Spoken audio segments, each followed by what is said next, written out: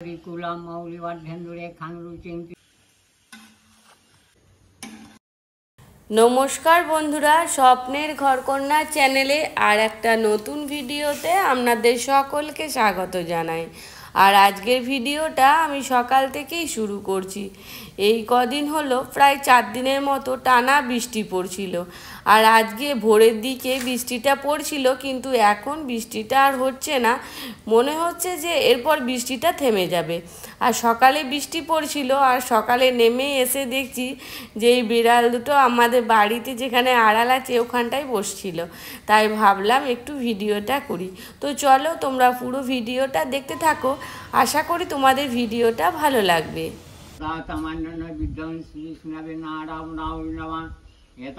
এখন একটু বেলার দিকে, ঘড়িতে ওই 7:40 মতো বাজছে। আর আজকে না ভালোই রোদ উঠেছে। আর পুরোহিত মশাই চলে এসছে বাড়িতে পুজো করার জন্য, কারণ আজকে তো বিশ্বকর্মা পুজো, সেই জন্য। আর মা এদিকে পুজোটা করিয়ে নিচ্ছে, আর আমি ওদিকে রান্নাবান্না করে নিয়েছি। তো আমি আজকে কী রান্না করেছি সেটা একটু দেখিয়ে দিই। আর আজকে সেরকম কিছু রান্নাবান্না করিনি, হালকার মধ্যেই করেছি। এই যে পোস্তর বড়া আর ঢ্যাঁড়সের ঝাল করেছি, আর আলু পোস্ত আর ডাল। তো আজকে আমি এইটুকুই রান্নাবান্না করেছি।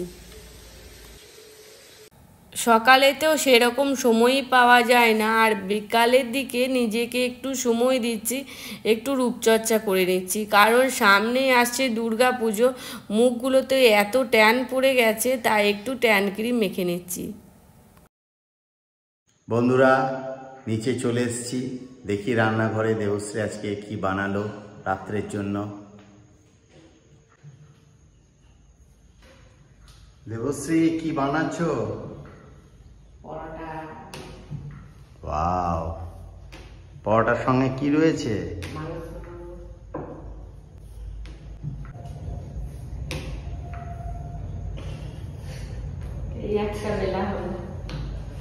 আজকে বাড়িতে বিশ্বকর্মা পুজো হয়েছে বলে রুটি করতে নেই, না হলে আমাদের বাড়িতে রুটিটাই বেশি হয়, পরোটাটা খুব কমই করা হয়।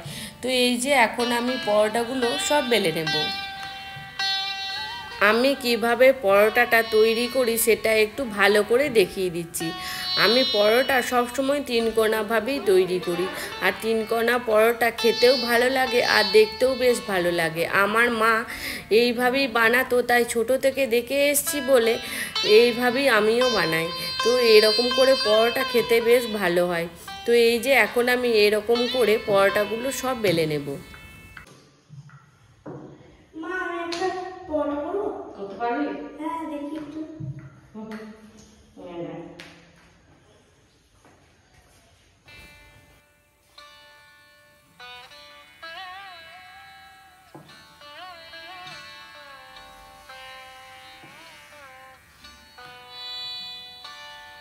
কিংসুকে আমি একটু দেখিয়ে দিচ্ছি যে 3 কোণা পরোটা করলে কীরকম ভাঁজ করতে হয়, কারণ ও পরোটা কোনোদিনই বানায়নি, তাও এত সুন্দর যে বানাবে আমি ভাবতেই পারিনি।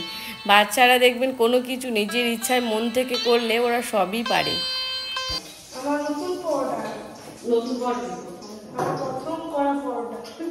খুব সুন্দর হয়েছে।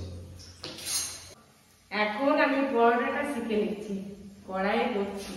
আর তাওয়াতে করলে অনেক পুড়ে যায়, কড়াইয়ে করলে একদম পুড়বে না।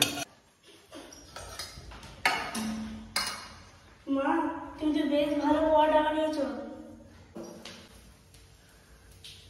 তেল দিয়ে বানাচ্ছি, ঘি দেবো না।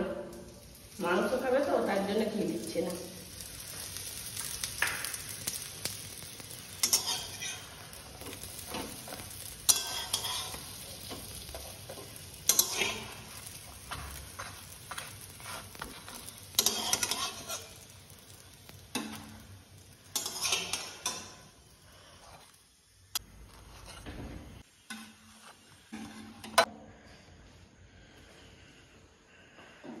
পরোটাগুলো সব বানানো হয়ে গেছে। তো এখন আমরা রাতের খাবারটা খেয়ে নেবো। তো চলো, আজকের মতো ভিডিওটা আমি এখানেই শেষ করছি।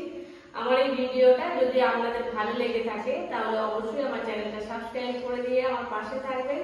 দেখা হবে খুব শিগগিরই নতুন একটা ভিডিওতে। ততক্ষণ আপনারা সুস্থ থাকবেন, ভালো থাকবেন। শুভরাত্রি।